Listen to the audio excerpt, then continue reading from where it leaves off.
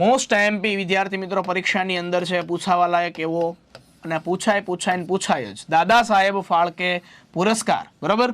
દાદા સાહેબ ફાળકે પુરસ્કાર એટલે કે વિદ્યાર્થી મિત્રો ભારતીય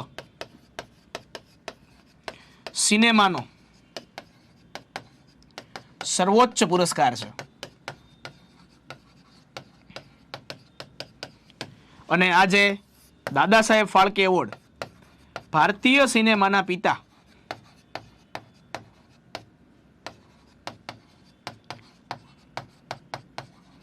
દાદા સાહેબ ફાળકેના નામ ઉપરથી આપવામાં આવ્યો છે કે જેનું નામ છે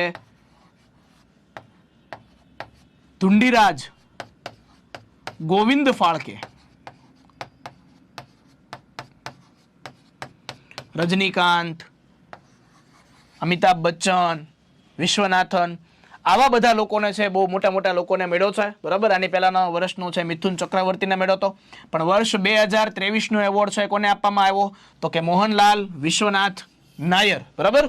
મોહનલાલ કરીને છે એ મલયાલમ સિનેમાના છે બહુ મોટા એક્ટર્સ છે, બરાબર. એને જે આપવામાં આવ્યો છે, આપણે દૃશ્યમ મૂવી એનું જોયેલું હોય કે જેના ઉપરથી છે આપણું અહીંનું હિન્દીનું દૃશ્યમ મૂવી છે બન્યું હતું, પણ મોહનલાલનું છે સૌપ્રથમ એ મૂવી હતું. મોહનલાલ વિશ્વનાથન નાયર એને મળેલો છે. અને આ જ્યારે નેશનલ ફિલ્મ એવોર્ડ જ્યારે આપવામાં આવતો હોય ને, બરાબર, ત્યારે છે આ નામની છે રજૂઆત થતી હોય છે.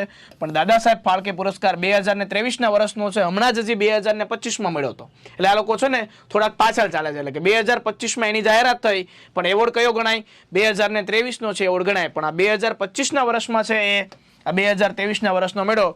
દાદા સાહેબ ફાળકે પુરસ્કાર કોને મળ્યો? મોહનલાલ વિશ્વનાથન નાયરને જ મળે છે. કોઈ એક વ્યક્તિને જ મળે છે આખા વર્ષની અંદર. પણ એ લાઈફ ટાઈમ એચિવમેન્ટ એવોર્ડ ગણાય છે ને બહુ ઉચ્ચ એવોર્ડ છે ગણાય છે.